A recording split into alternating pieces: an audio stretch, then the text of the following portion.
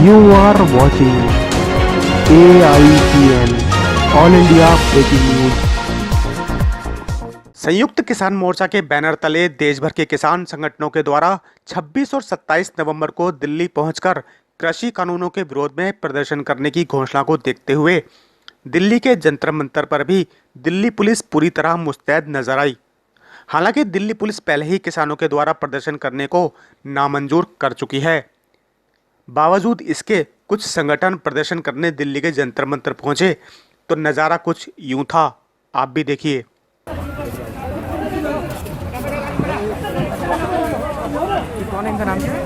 पता नहीं, अभी तो देखा ही नहीं। कोरोना महामारी के पीरियड में किसानों को और मजदूरों को पीटने का रास्ता अपनाया और पार्लियामेंट की बेइज्जती करते हुए, इंसल्ट करते हुए, कोई नॉर्म न मानते हुए उन लोगों ने कोरोना काल के अंदर जो पार्लियामेंट बुलाई उसके अंदर तेजी से किसानों के बिल पास किए गए, कानून बनाया गया।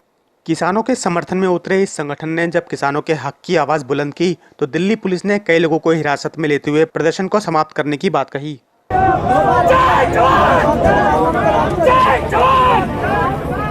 सुबह किसान यहाँ 100 के करीब कसे को उठा के ले गया।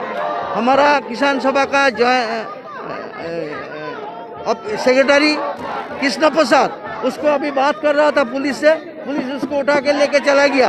ये है चल रहा है डेमोक्रेटिक प्रोटेस्ट का हक जो है हमारा उसको खत्म कर रहा है। आज 26 नवंबर कॉन्स्टिट्यूशन दिवस है। कॉन्स्टिट्यूशन हमको जो हक दिया है वो हक को छीना रहा है। वो 3 जो कानून है, किसान विरोधी और मजदूर विरोधी कोड है 4, ये कानून और कोड वापस लो। वहाँ पे वाटर कैनन बरसाया जा रहा है, लेकिन ये बात भाजपा को बताना चाहेंगे कि स्टूडेंट्स, मजदूर और यहाँ के जो देश भर में किसान हैं वो अपना आवाज को नहीं दबने देंगे।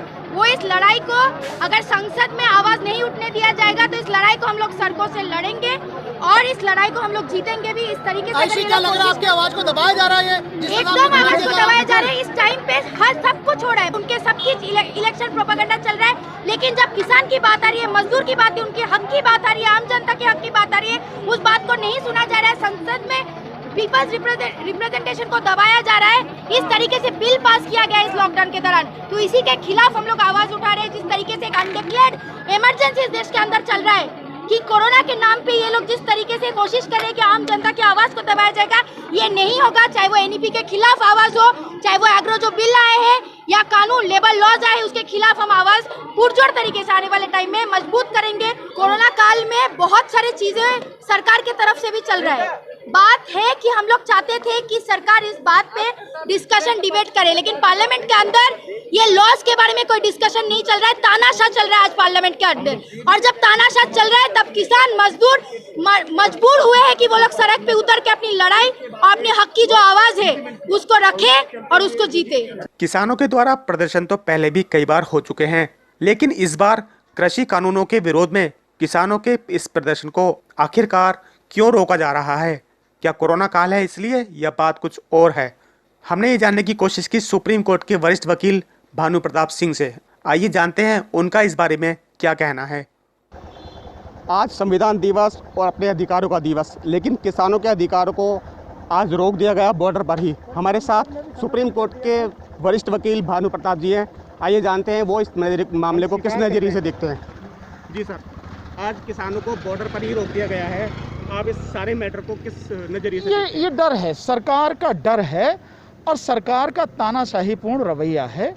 देखिए, इस देश में संविधान के अनुसार हर किसी को अपनी आवाज़ उठाने का, अपनी बात कहने का हक है और सरकार को नैतिक अधिकार नहीं है। और ये सरकार की जो दोहरी चालें हैं उससे समझ में आ जानी चाहिए कि जब देश में 500 ही संक्रमित कोरोना के थे, आपने लॉकडाउन लगा दिया, पूरे देश को बंद कर दिया। जब 1 लाख पर डे आ रहे हैं तब आपने बिहार का चुनाव करा लिया। उस चुनाव के बाद जो आपने जश्न मनाया अपने जो हेडक्वार्टर में, उस हेडक्वार्टर में जो लोग थे, इतनी भीड़ के बावजूद कहीं कोई जो कोरोना का जो प्रोटोकॉल है वो अप्लाई नहीं किया जा रहा। कई लोगों के मास्क भी नहीं थे और सोशल डिस्टेंसिंग वो नहीं थी। और स्वयं उस मीटिंग में बाकायदा प्रधानमंत्री और गृह मंत्री और बीजेपी के सारे नेता उसमें शामिल थे। जब ये सब शामिल थे तो आप आज कोरोना की बात इन लोगों के लिए क्यों कर रहे हो, किसानों के लिए क्यों कर रहे हो, बाकी और लोग जो आंदोलन कर रहे हैं उनके लिए क्यों कर रहे हो? ये सवाल ये है कि इस किसान बिल पर कहीं ना कहीं किसान भी अपने आपस में बटा हुआ नजर नहीं, ऐसा नहीं। पूरे देश का किसान इस बिल के विरोध में है, कहीं भी दूर दूर तक बटा हुआ नहीं है, क्योंकि हर किसान ये समझ रहा है ये तीनों जो बिल हैं, ये तीनों जो कानून हैं वो किसान विरोधी हैं। किसान की जो ज़मीन है उसको कॉरपोरेट यारों के हवाले करने के लिए ये बिल लाए गए हैं, हर किसी को समझ में आता है, समझे ना जी। जो होना चाहिए कि जो आप एमएसपी है वो एमएसपी आप निश्चित करें, उसके लिए आप कानून बनाएं और वो एमएसपी किसान को मिलनी चाहिए। लेकिन कहीं भी एक तो 6% जो किसान हैं मात्र उनको एमएसपी मिल रही है, और दूसरा बाकी जो हैं और जो हैं उनको जो है एमएसपी से नीचे ज़मीन अपना जो बेचनी पड़ रही है, अपनी जो फसल है। तो ये जो सारी चीज़ें हैं आप एमएसपी नहीं दिला पा रहे हैं, बाकी और चीज़ें क्या करेंगे? सरकारी एजेंसियां जो हैं एपीएमसी, आपको लगता है कि इस तरह का प्राइवेटाइजेशन होने से वो सरकारी एजेंसियां पूरी तरह बंद हो जाएंगी? निश्चित रूप से हो जाएंगी, वो उसी के लिए किया गया है। वरना तो एक मंडी समिति चल रही है, उसको बेहतर बनाने की बजाय आप उसको अलग अलग कर रहे हो, उसकी पैरेलल में एक वो खरीद रहे, क्यों? ये जो सारी चीज़ें ना। हमारे इस चैनल को सब्सक्राइब जरूर करें, नई वीडियो देखने के लिए बेल आइकन पर क्लिक अवश्य करें। अगर आपको हमारी ये वीडियो पसंद आई है तो इसे लाइक व शेयर करना बिल्कुल ना भूलें। धन्यवाद।